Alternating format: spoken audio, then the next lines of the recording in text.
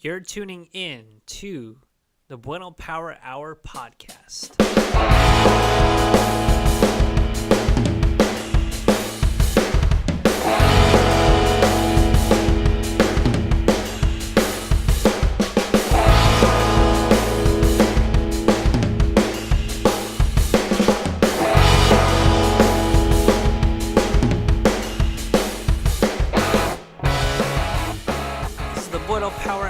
Podcast episode 2. And on this episode, I talk with Trevor William Church.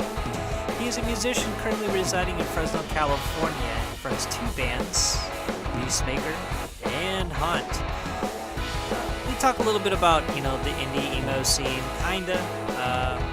our math rock influences at the time, some of this history prior to Hunt and Beastmaker. And just a lot of just, Fresno, California nostalgia. So, check it out and enjoy the show.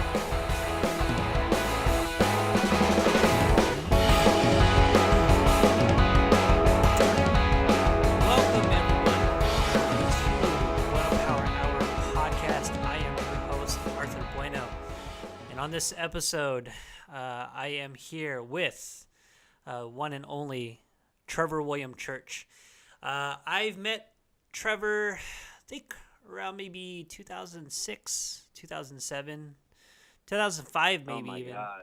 Yeah, it's been it's been a long time. And I met him as I actually was a fan of Trev first, and then was able to actually play music with him when he was actually part of the indie emo scene in Fresno, California, which he is still living till this day. Yeah, Trev. I mean, it's been years, hasn't it? No, yeah, it has. I thought we were part of the math rocky scene. Yeah, more or less, don't you think? Yeah, I mean, I can we were doing way more technical, artistic stuff. Yeah, I guess I can say that. That's true. I mean, because like if you go back in time there and you think about what you and I were doing, it was not of your normal type of music. We were coming up with our own tunings, our own. We were way ahead of the curve. Absolutely. Absolutely. We were thinking about technical guitars and melodies. That's just my perception of it. I mean, like everybody probably has their own. I thought you and I, the reason that we connected way back then was because of our of the wanting to be a little bit more technical. Yeah. And try to incorporate melodies and open tunings and and those sort of things into what we were playing. Absolutely. More or less than whatever the genres of music were. I think we had we were trying something a little bit different. Maybe now it's not so much. I guess a lot of the alternate tuning stuff gets used a lot more, but back then, I didn't know very many people that were even messing with that. Yeah. It's so funny. And Trev, not a lot of people know. Obviously, it's shown in your current project Haunt of how your ability. I mean, you had that ability with Beastmaker. Beastmaker's more of just like that groove type of heavy metal. But I feel like in Haunt, it's more like, hey, look, I also know how to do all these melodies too, and not a lot of people I think remembered or have ever known you played this type of guitar years ago. And in fact, you were one of the reasons why I actually started playing this style of music when you were in this band called Yacht Club. Yeah. Yeah. So, that's right. And not very much of that exists out there anymore. Yeah. You can find it. Yeah. It's funny. And the drummer to your guys' band in Beastmaker, Andy, was the vocalist for that band. Yeah. And you guys, it was funny because I think people didn't really understand it when they first first, saw you guys play on stage. But I think in time, people were just like, dude, you guys ever heard of that band Yacht Club? And like, then even then, you know what I mean? Like when we played together, it's like, you guys ever heard of that band Marathon? And I'm just like, oh my God, what the hell happened? They were over before they started. yeah. That's due to my inability at the time to really figure out. I just, with these, when you do these projects sometimes, when you're trying to be creative, and sometimes it's not exactly what you envision, Right. And I think that was part of a lot of the problem for me is I still had a lot of that. I still wanted to be like rock and roll as somewhere in there, and I went on to go do that. Obviously from my next projects that were my projects after that were definitely more like we tempted to do. We wanted, me and Andy, we tried doing some psychedelic rock and roll that failed. And then we tried to do thrash metal, failed. So there was a lot of different things that, that were on the, that I think I wanted in those bands that were somehow just weren't received the way that I had envisioned with like Marathon. I think I liked it, to be honest with you, better when it was just you and me playing guitar. I think once we added everything else to it, it malfunctioned for me. Yeah. So I think what you and I had, and that's the reason why I really at first was like, okay, Marathon's rad. This project with Arthur is going to be rad. Is because of the guitar playing dynamic. Right. And it was definitely interesting. I feel like once everything came in, it wasn't the same. There's something, and some of it could be too, is like we didn't have the recording studio stuff then to hash out really the flaws. Right. The flaws weren't apparent at that time. It was like we did a recording, then it was like we went to go through and we're like, and for me it was like, okay, this is there, this ain't working. And, unfortunately it was short-lived, but maybe it was for the best that it was short-lived because it has some sort of it's still retained throughout Fresno. There's still bands trying to do like technical, mathy riffs. Right. Right. But it was not obviously the path for me. Right. And either was Yacht Club. Nobody understood Andy's thing, and it was like I wanted to try to bring in that melodic thing with like a lot of intensity. You know what I mean? Like I said, we're trying to keep some of that rock and roll. Trying to keep some of that rock and roll feel to it, and it just sometimes things just don't work. Yeah. Unfortunately, even if it was inspiring and people liked it, sometimes as an artist, these things don't feel right. And something didn't feel right for me, man. Right. I mean, like as much as like I enjoyed a lot of the time, spent trying to bring those things to fruition, they don't get to see that because you can't help what your heart is after.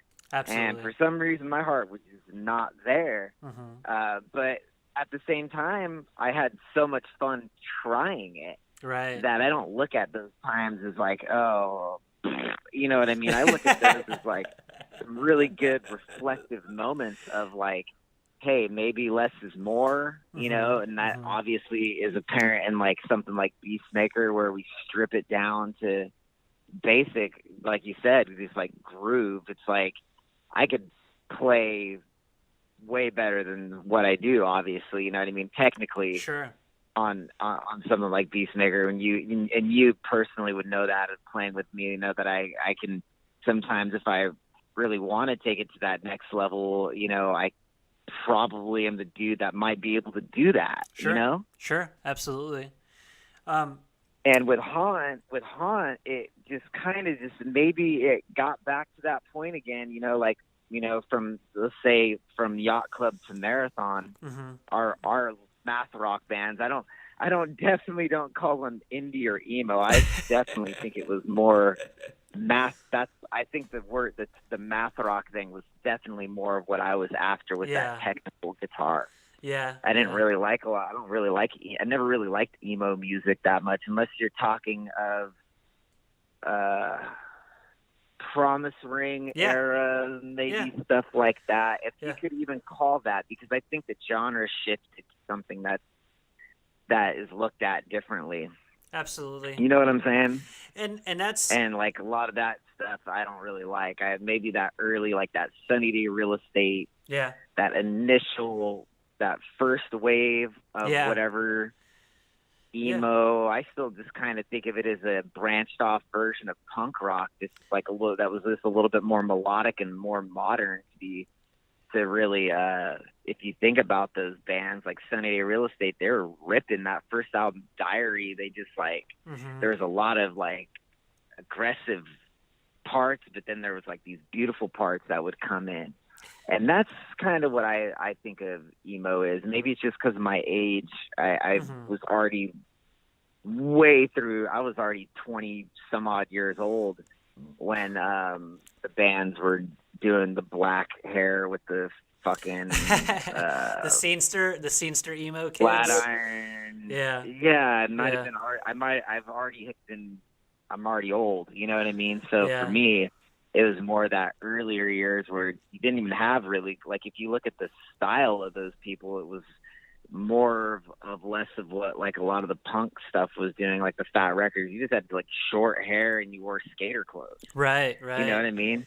Right. So, but you know, it's not saying that like that stuff, you know, but I'm just going off of like what I feel like, you know, our music that you and I wrote together. Mm-hmm. What we were doing, I thought that was like really more like we were on the beginnings of math rock and really technical stuff, where we were even getting to a point to where we had songs where we were actually tuned differently to each other. If I could even recollect that right now, I think we had some songs where I was tuned differently than you were. You had an F sharp. Maybe tuning. not. You had an F sharp tuning, and like maybe we had like one string was changed. Yeah, like you had like a lower tuning on like the high E, and mine was up. Right. I don't remember particularly. I remember. What's up? Oh, he's breaking up. Hold on for a second. It happens. It'll drop out here, dude. The tower is like the worst service in Fresno. Well, to kind Sorry of like about that. to kind of validate how sort of the whole like part about the tunings and stuff. I think we've had a couple of tunings where we were relatively the same, but only one certain string was different. And I remembered we had this like F sharp tuning.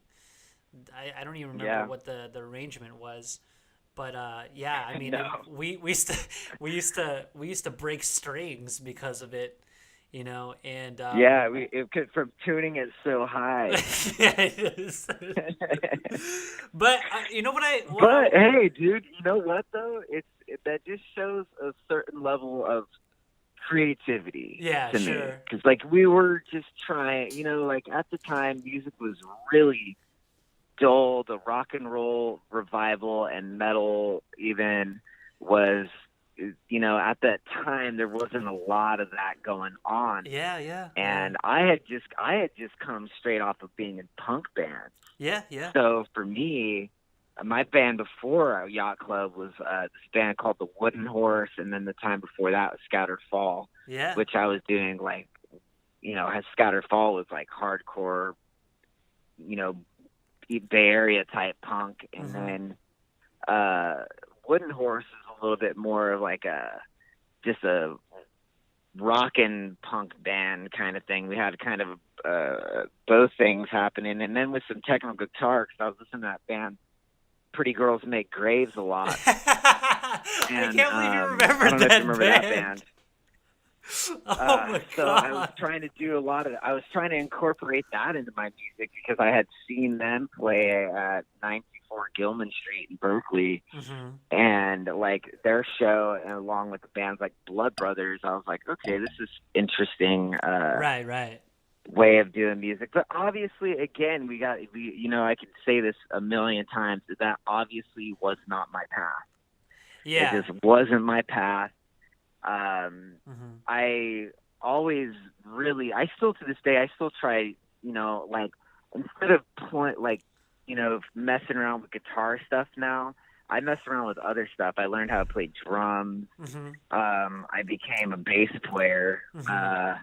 And also, obviously, I became a singer because back then I didn't sing. If you remember, Yeah. I was not the singer ever. Yeah. Yeah. So I think those things had to kind of come into the play and to get into like the more stuff that I'm known for. I'm obviously known for Beastmaker. Mm-hmm. So like up until that point, I hadn't really sang in a band. You know what I mean? So I feel like a lot of the bands weren't real that I was in my past. They weren't even a true reflection of what I wanted to do. It wasn't until I was able to put it together as a whole Mm-hmm. that I could like really represent me. You feel me on that? Absolutely. I think a lot of artists struggle in that area, and those are like that's when you have to have a collaborative band.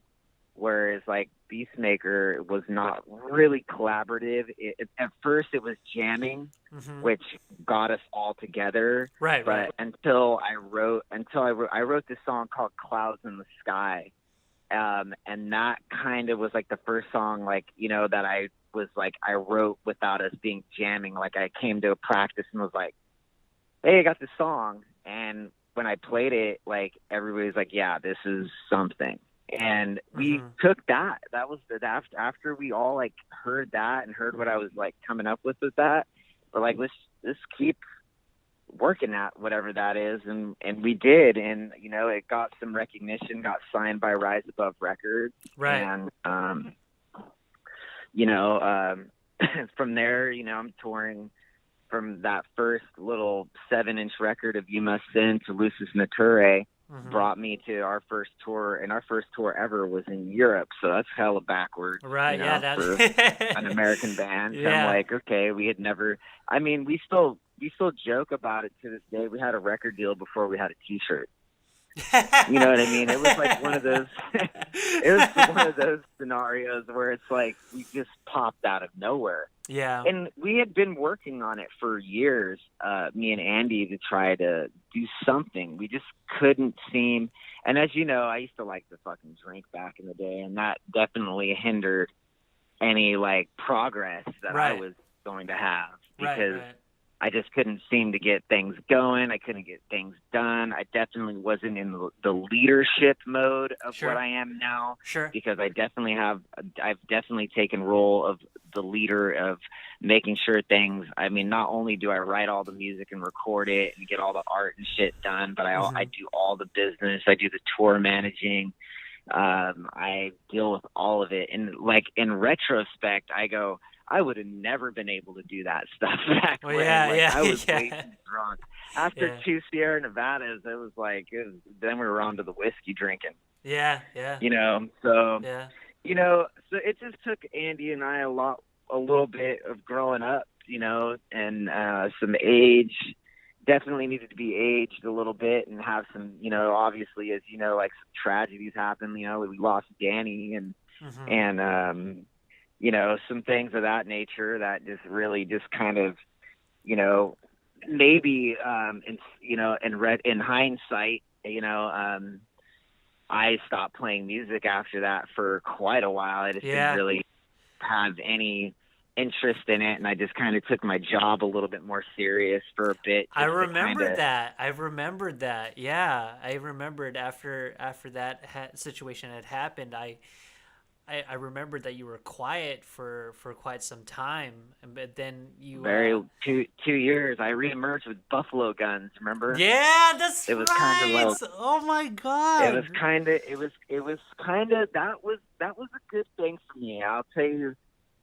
I'll tell you about it, and this is interesting because like a lot of people we have a history together, and a lot of people that I have interviews and things with, they don't know me very well. Right. You know what I mean? They're strangers, so they don't get this like the insight. Sure. So I was once I kind of like I was damn near like rock bottom as far as I'm concerned, other than I had a job in an apartment. Those were the only two things I had. Mm-hmm. I had no amp. I didn't even have a guitar amp. And my uncle hit me up. My Uncle Bob, my dad's brother, and he had a local bar band, and he asked me to join. And I was like, I don't really want to do this. He's like, Trev, he's like, your musical ability, he's like, you're just wasting it away. You should be doing more with your life, blah, blah, blah, yada, yada, yada, right? Yeah. And I was just like, okay. So I went and like I played with them, you know, and I was like, this feels pretty good, but I was still drinking then, so I was like a little bit like, I don't know if I want to do this, you know, this and that, you know, Sure. trying to psych myself out.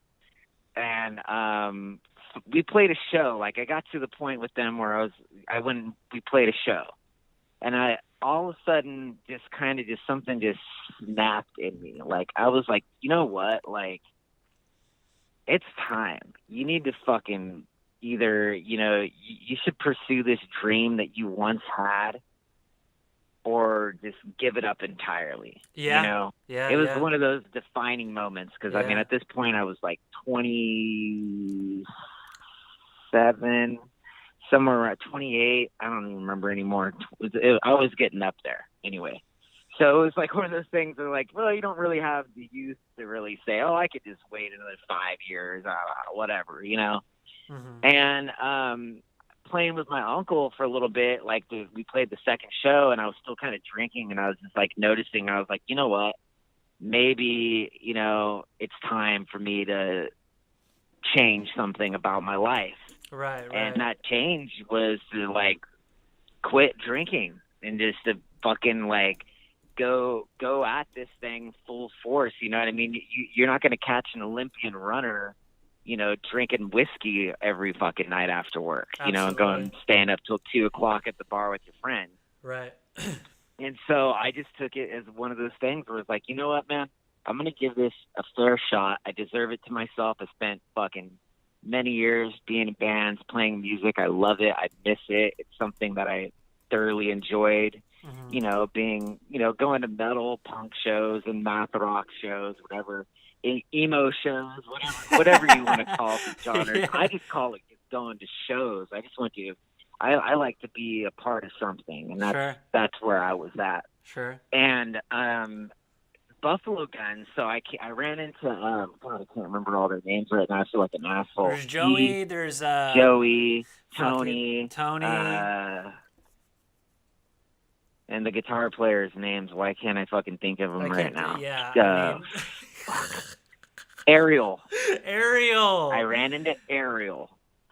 So I ran into Ariel one night, and he was like, yeah, we need another guitarist, because Caleb had quit.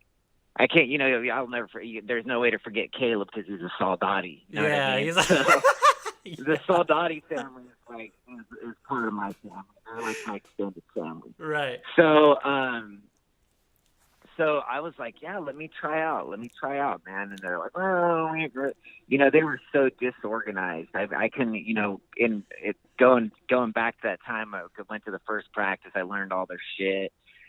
And I was really like, I kind of came in at their swan song. They were like done. Yeah. So, yeah.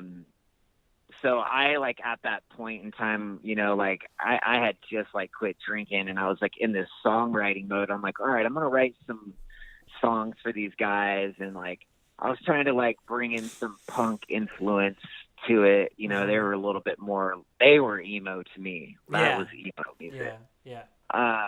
So I was trying to bring in some more heaviness to them, and I would have brought it full on metal at that time, because at the time I was listening to a lot of like Witchcraft, Sword, Mm-hmm.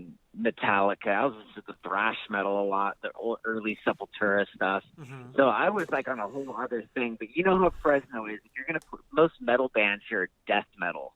I had just no interest in that. Yeah, So I was yeah. like, I would just rather do a rock band than a fucking metal band here, because who am I going to play with? Right. So, you know, playing with those dudes. So, you know, Andy at the time was all fucking crazy, all drunk and madman Andy back then. They used to call him the Bud Light Butcher, the BL Butcher. That was his fucking nickname. So he was coming over, and Buffalo Guns was already over. We had this new group. We're calling it like Street Owls or some bullshit like that. Right. Which I was like waiting to fall apart, because as soon as Joey Lynch was out in the musical direction, because he was kind of the ringleader. I wasn't leading at that time. Sure. I was just kind of trying to keep this, you know, I was just trying to be musical. As soon as he decided he was done, he moved out and he like left. I was like, ooh, this is the time. And I started writing like some doom metal, and that was like my first like little doom metal band. We called it Pyramid. And that's a pretty good name. That's a pretty good fucking really good name. And it was me, Keith Pistoresi, Chris Navarro, Nick Navarro, and then Tony Montanez. We had like 4 or 5 songs. We were ready to start playing it live, and Keith wouldn't do it live. Wow. So obviously, you know me, and when things are not going in my visual artistic way, I quit. Sure. I was like, fuck this. I was like, I'm done. Right. I met some other kids, and we started this band. There were some doom kids from like Mariposa or some shit. Yeah. And they were like trying to do some sleep type stuff, but like it was a little bit more aggressive than I liked. You know, it was kind of sludge. So I played in this band Inside the Sun for like about 6 months, played some shows with them. You know, I'd started doing my own home recording at that time with them. It was like kind of my first like real drum recordings where I was trying to figure out how to record drums. Sure. Bad. I would never even listen to it now. But after that, Andy had gotten sober. You know, he was like about 6 months sober, and he was trying to start a band with me. And I was like, I don't know what I want to do. We kind of went through some weird phases. We're like trying to be like, what are we gonna do? Like, what haven't we done? You know, we've done psychedelic rock, we've done thrash metal, we've done math rock, we've done, you know, we just about fucking went through it all, right? Yeah. And you know, at that point, you know, we were doing thrash metal, and it just wasn't, we just couldn't lock in a bass player again. And then he and I got into a fucking dispute one day over some cymbals. It was so stupid. And I was just like, you know what, dude, I'm done. I dipped out for a little bit, and I sang in a punk band for a little bit.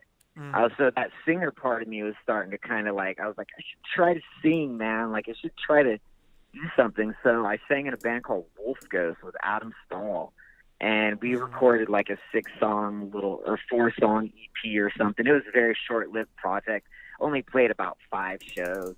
But it really showed me like, wait a minute, maybe you could be a singer. That was huge. You know what I mean? Like, cause like before that, when I was doing thrash, I was just kind of screaming, and like Andy and I were screaming. And like, I was like, wait a minute, I'm going to sing. I'm going to fucking sing now, man. And that's when he and I kind of started to drift a little bit into this new, what Beastmaker became. You know what I mean? The Beastmaker that the heavy metal community knows. And it was fucking it was just coincidence. We just happened to do an EP that people outside of Fresno paid attention to. And everybody that's lived here in Fresno, every musician knows that it's really hard to get outside of this town. There's just something about this place that musically it'll cripple you. Yeah. Not very many bands get outside. Absolutely. There's some now that are doing it, and I'm like so proud of them. Like even though I don't necessarily like their shit, like We Beasties, which is a total fucking irritating name for me as Beastmaker. But I'm really glad that they're out there trying to tour and Yeah. make it happen. And then like bands like Low Wolves that have been, they tour, but they're just like a house party band to me. I don't really take it all like I'm like, you guys are a house party. That's it. Sure, sure, sure. I just haven't seen any growth from them other than they're really cool dudes, and I like their attitude. You know what I mean? They gotta if they stepped it up, they could take it to a new level. Right, They right. could take it to that We Beasties level where they're doing like some real shit. Right. But it's kind of interesting to see Fresno start to like come back around on some musical stuff. Like our last Haunt now was like, there's just so much history, between you and I. It's like you've known me for fucking, like you said, like 2000. Dude, I think we met in I think we probably met more around 2004 or 5, to be honest with you. So those 'Cause years, I was 23. I was 23 when I was like moved to Fresno and was dating Elise. So it was Right. during that time. So Right. I was 23. I was So 19. it was definitely. I was 19. I was 19 when I met you, and and it's funny because like I listen like to some of your interviews and kind of like want to know like what you're doing these days. But yeah, I mean, you're right. Like not a lot of people know the kind of history that you and I have. Even though that we don't talk as often, I will communicate here and there and see what's going on. But when I met you, I came to you as a fan, and and as long as I've known you, you've always done something different from what the Fresno scene has ever done. And in fact, when Yacht Club was formed, and then when we formed Marathon, yeah, I mean, absolutely, no one really played that style of music until after. And then seeing you play in these, bands until you made Beastmaker and Haunt, how many bands are out there playing the style of music in the Central Valley these days? None, exactly. So you've always been an innovator. None. You've always been an innovator. You know what I mean? I've always wondered. Honestly, what part of it is, dude, is like for some reason in my mind, like I just don't like being the status quo, and I think that's where Haunt got. When I gave birth to Haunt, it was like I was seeing the doom scene, after and Fresno's great because like you're the only one, right? Mm-hmm. And then you get out there in the world and you start traveling and you start seeing and hearing other bands and being, you see the social media aspect of it, which I don't really enjoy very much. Mm-hmm. And it lost a lot of luster to me. Like, right. I was just like, you know what? Like, I don't really like this social Instagram, like, doom thing, and I need a break. That was really what happened. I'll say that it's fucking straight up. Like, that's the real shit right there. Yeah, absolutely. I just do not like a lot of snobbery. And that's what I was getting a lot of this feeling of like these people that are just like these know-it-all, blah, blah, blah. You listen to this and you're just like, dude, I can listen to music. You know what I mean? That's Sure. just me. I don't really like to be fucking confined. And when people were asking me like, "Oh, you guys are doing doom metal," I'm like, I only use that word now because like at the time I was like, yeah, we're just doing like Sabbath groove kind of rock music. I never really even looked at it as like doom because the stuff that was coming out was like all this really detuned, fuzzed out stuff where I'm just playing through a Marshall. You know what I mean? I was not really like into that whole thing at all. I still am not. I just still plug into my amplifier. You know what I mean? But with Haunt, like, I felt like I was like, you know what? I need to diversify. I need to take, like, that's just who I am. Like, I'm not, and I don't even feel like I'm done. You know what I mean? There's still, me and Andy have been talking about some new things that we're going to do. Yeah. And I've started to realize something about myself. I am not a one-man project person. I have to have a multitude of things to keep me interested and to keep me motivated to continue doing them. You know what I'm saying? Like I don't want to be stuck just doing one genre ever. Right. And I've always known you of that for sure. I mean, when we, again, kind of going back, when we were playing together, I remember you done, some solo stuff. And the recordings, I think, are like long gone. You were tinkering around with like, weird, like intricate melody, like guitar playing with open tunings and this like sort of electronic. You had like an electronic project. Yeah, you were doing, I remember that. I did. I was trying to. That was like my first time, like really trying to learn how to record, and I was using a lot of the. It's so funny to go back now, and I'll tell you something that's really weird.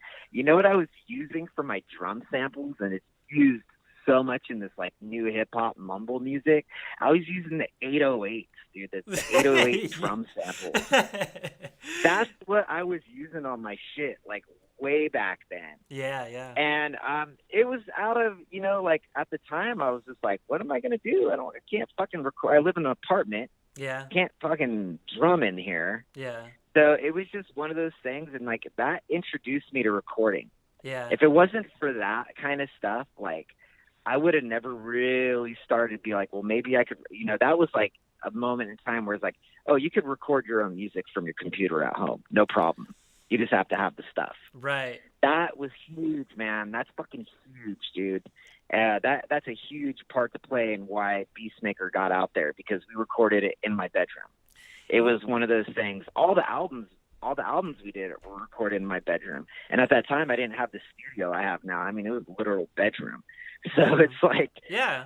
So yeah. It's like almost the same. It's almost a mirror image of that. You know what I mean? Like just a different thing, just with new tricks and new ideas. And obviously a lot of it, some different influences lyrically.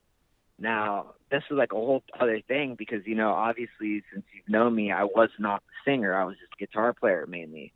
Lyrics were very, very complicated for me to try to write. I didn't really know what to write about, Yeah. I was kind of like this, like lost, like I was like, I can sing about this. And then I started really getting fascinated with horror lyrics. Like I was like really like going back into that Misfits kind of stuff. And I was like, you know what, dude? Sure. I was like, that dude just like wrote songs about movies and things. I was like, I'm going to try that. See if I can't come up with something inspiring. Yeah. And that's how Beastmaker really started, was like, that's how I got the lyrical thing, was like, it was totally a Misfits, like,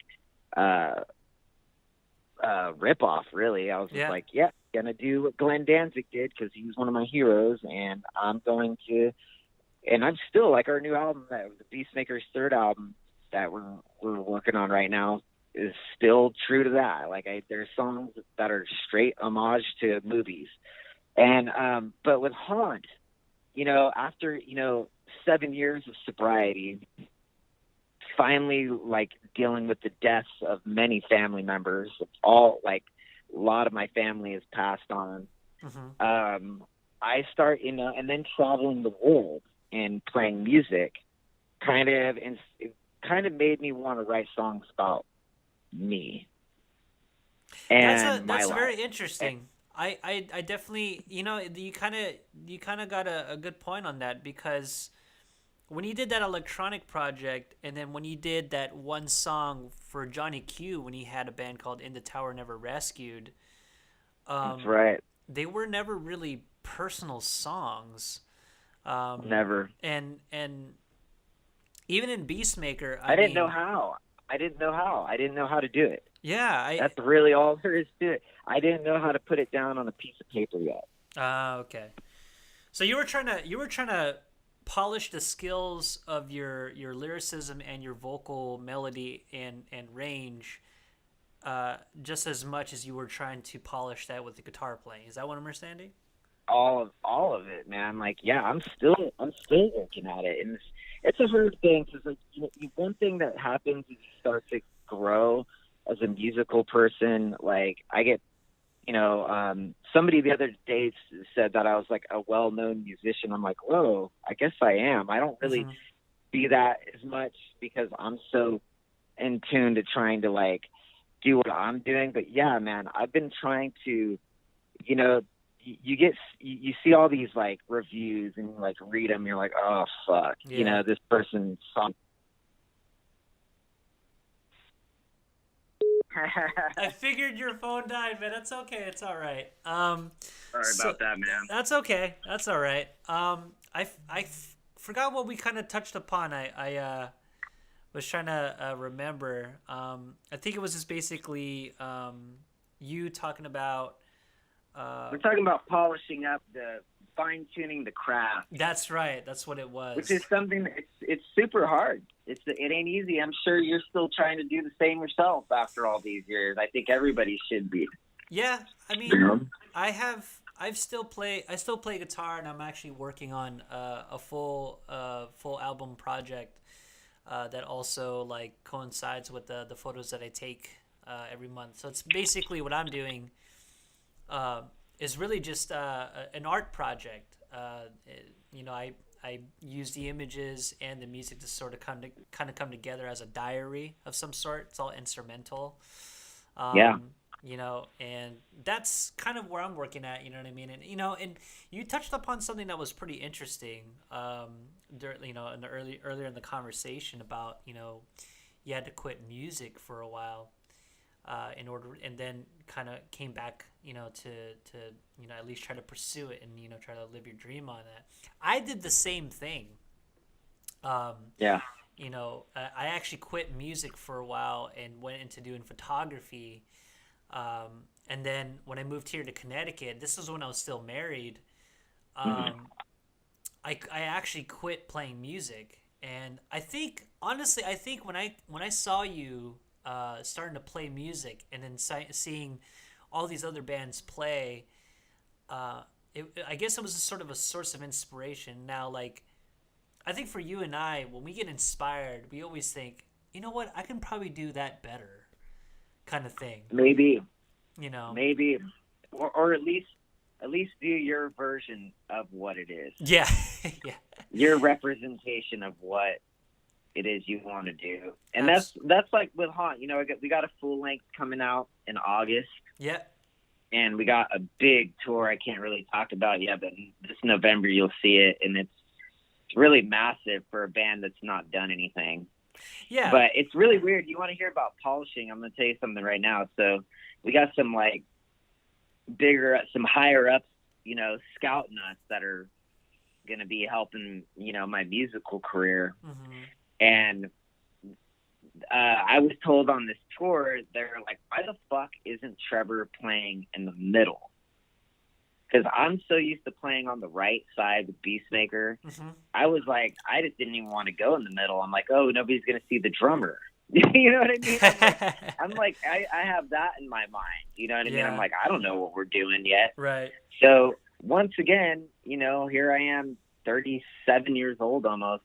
And and I have to polish my stage now. Like I got to figure out, they're like, well, Beastmaker has it down so good. And then I'm like, well, we've done several tours and, we've been a band. We've been doing this for 4 years now. Uh-huh. Like I just put this band together a month ago. Before that, it was me and my computer. You know what I mean? I'm like, give me a little slack here. But yeah, I hear you. Yeah. But, it just shows that everything, that you do, every project you do, you're going to be refining your art and like redeveloping, it's weird, man. Cause I'm just like on such a different level now. It's so much more serious. Yeah. It's hard to stay motivated because like, it'd be so much easier for me just to be like, fuck it. I'm just going to do what I want to do, record it and just play from home and do whatever. But to take it out to people and have like do a business with it is so much more complicated, and it's hard to stay inspired. So, but right now I'm really inspired with Haunt because it's challenging. Yes, yeah, It's new. yeah, Beastmaker, I'm not as challenged anymore. I'm not going to lie. I'm not. It's just how it is. It's right. totally natural. It's a natural progression of music. I've written about 75. I've recorded 75 Beastmaker songs that people haven't even heard yet. Yeah. I've already written. I have the anthology for the next 10 years. Yeah, you know? yeah. So it's time for me to grow. Andy and I are going to be recording Sammy Hagar's son's project in like 2 months. Okay. So we're on a whole other level of like, we're like, well, we know what we can do. What can we do for others now?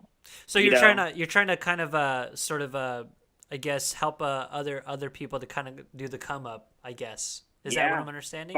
Find their sound. That's really cool of you, man. That's very punk rock of you. I think that's the next step, don't you think? Yes. I think that's. I don't know where else I could really go. I mean, I already know I could do another band and write a bunch of songs. But what's more challenging is to do that for somebody else. Yeah, and one thing that I've remembered, and I obviously I wasn't able to kind of grow up with you as others have, like like Andy and such. But what I've always known of you is that you played a part as a contributor. First, you were a fan, then a contributor, then now a leader. You know what I mean? And now the leader, now the leader needs to help others kind of like, maybe find their own path. And I think that's very, I don't see people do that because, especially in your world, and even in my world, because I still listen to a lot of the math rock, indie emo kind of stuff. Most of these people are very self-indulgent and don't really want to have anything to do with you but your money and your eyes and your ears. Sure. And it's kind of shitty. And I'm sure that at one point when you were playing the math rock style, you kind of started getting jaded because of sort of the attitudes that you had to also experience with like these so-called snobbish doom metal fanatics. Oh, there's always a critic and there's always a know-it-all. Yeah. Yep. I mean, I'm fucking dude. I'm becoming I'm not a young spring chicken anymore. I'm nearing the 40 mark, and I've got the experience to back up whatever my mouth says. I can cash it. You know what I mean? Like, Sure. I've been through a lot. I listen to a lot of music. I love a lot of music, and I just don't claim. I think people that like claim to be just these know-it-all types, they are hard to deal with sometimes as an artist because they bring this negative energy around them, and I'm looking for the positive energy. Sure. You know what I mean? Because that's what makes me drive. That's what drives me is the people that are encouraging, positive, and make you want to do it. Because it's hard to get up and be like, all right, I'm going to write an album right now by myself. Yep. You know what I mean? Yeah. Think about that for a minute. I recorded the Haunt album, Burst in Flame, this album that comes out this August. I wrote all the songs in a month, recorded it in a month, and mastered it in like a week. Right. That was fucking difficult. It was really challenging. It's the most challenging thing I've ever put myself through. Right. Because I didn't have the material ready. I had to be motivated. But you know what I had behind me? I had the record label, Shadow Kingdom, hitting me up every day. How's it going, man, dude? Fucking sounding great. Sending them the demos. Sounds great.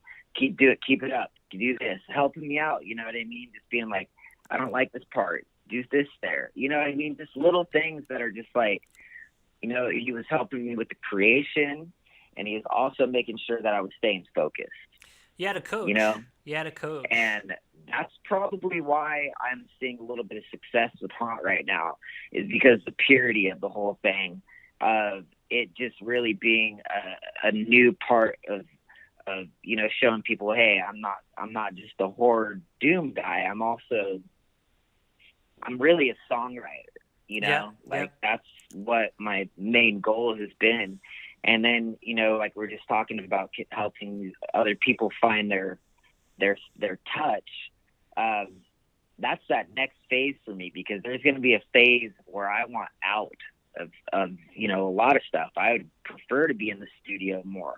That's definitely where I feel most inspired. When I'm on the road, I'm tired and like, it's a lot of work. I'm sober. I don't party. So it's like, you know, a lot of it for me is like, the thing that keeps me focused out there on tour is spreading the music and hopefully inspiring other people to pick up the guitar. Absolutely. You understand what I mean? Like, Absolutely. It's not even like when I'm up there, it's not even really like, oh yeah, I'm doing this because I want to be making a bunch of money playing music, doing what I want to do. No, I really like, because I could die tomorrow and all the money is gone. It don't matter. It's not like anybody's really making that much money anyway. Yeah. But it's more about hopefully finding that person that was me when I was 19. That's going to be in the crowd and go, whoa, that dude's ripped, or whatever. He's doing what I want to do. Yeah.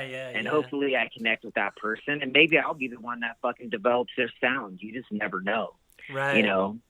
And I'm fortunate enough to be in that position, to be able to help other people. I'm like really excited about, like, we're going to start working with Andrew Hagar in July, and he's a fucking acoustic player. He's wanting to do like garage rock, and he has all these ideas, and Andy and I did like a little demo with him, and it worked out, and he's like, yeah, I want to come back. And we're like, yeah, we could do this shit. We can fucking produce these dudes and, you know, help them, you know, find their way. And that's really important. You know, as an artist and as a musician, it's important to keep the music spirit going. And that's my goal in life, you know, is to keep that spirit alive. I don't care what genre it is, folk, math rock, punk rock, indie, country. I hope to have a little part to play in a little bit of everything. I like heavy metal. My heart is in like punk rock and heavy metal music. That's what I love the most. Yep. But there is also that side of me, that technical side, where I want to push myself to the next limit. There's also that side of me now, as a grown older man, that there is the younger people that are coming up that need somebody to inspire them, influence them, whatever. And I hope that I be that guy. I can only be so lucky. Absolutely. Well, Trev, I think we're gonna end this episode. Is there anything that you want to shout out before we? Hello. Yeah, can you hear me? Hello. Yo. Yeah, can you hear me? Oh man! All right. Let me try doing that again. Oh my gosh. We've had so many drop calls throughout this like whole interview. It's so crazy. But hey, Your call has been forwarded to an automatic. Oh no! Is Trevor trying to call me? Let's see. All right, let's try it again. I will get you,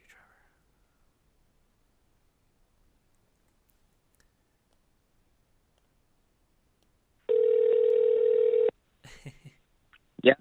Hey, sorry. I don't know how long that was going on for, but no, I got tangent. I got a lot of it, but yeah, I was just saying that we're gonna kind of end this, wrap this up. Sure. So, Yeah. So, is there anything that you wanted to shout out before we go? I would just say, check out the new Haunt album out in August on Shadow Kingdom Records. Okay. As well as check out my project Beastmaker, of course. Beastmaker band at, or Beastmaker at, I think it's Beastmaker band at bandcamp.com or Beastmaker at bandcamp.com. I don't remember. Haunt the Nation at bandcamp.com. And, you know, I'm online as well, my personal stuff. So you can find me. And, if anybody out there is trying to, beat the alcohol or any of that stuff, I always love to talk to people about, telling my story of recovering and doing and pursuing what I really want to do in life. So I'm open on that realm, and it's really good to catch up with you after it's been quite a while. I don't know how long. Yeah, and it doesn't really matter. It doesn't really matter because like talking to you now, I just feel like it's like, time didn't even really pass. Really, we just hadn't really spoken. You know what I mean? Yeah. And that's just, you're in Connecticut anyhow, so it's anyways, thank you so much for your time and having a cool conversation with me. Appreciate it, dude. Thank you for giving me your time and actually allowing me to interview like this. And again, I can't thank you enough. In all these years that I've known you, I just want to tell you something, man. I am so fucking proud of you, dude. And I hope that you keep this thing going and you keep me inspired, because hey, I gotta get my chops up, man. So you better be ready for me when I come back, dude. Hey, I'm dude. After when I have some free time finally now, I'm gonna be on the Instagram, and I already have been working on all things that have been that I haven't really got to share with the Instagram world and the Facebook Live world of some new little things and whatnot. So I hope that we all continue to grow and try to get inspiration from others. Absolutely. Well, Alrighty, Trevor, man. I'll see you later, man. Have a good night. You too, brother. Have a good one. So that concludes this episode of the Bueno Power Hour podcast. I wanted to say thank you once again to Trev for allowing me the opportunity to interview him and sort of get a chance to catch up and see what his newest endeavors will be. Pretty cool in knowing that this guy has been doing it for so long and just never gave up. Well, I mean he kind of did, but then he realized his true calling was to keep making music, and that's the way it should be. I've been a big fan of his since the beginning. When I've heard about him and I heard about his early efforts, like Yacht Club and such, and then being able to play music with him, and and I'm happy that he kept up with it, and look at him now. He is one of the most successful, in my eyes, musicians that I've have the pleasure to know. So, Trev, thank you very much, and guys, thank you very much for listening in. All these podcasts are gonna officially be in the YouTube channel, so go ahead and like and subscribe, and I'll see you in the next episode. Bye bye.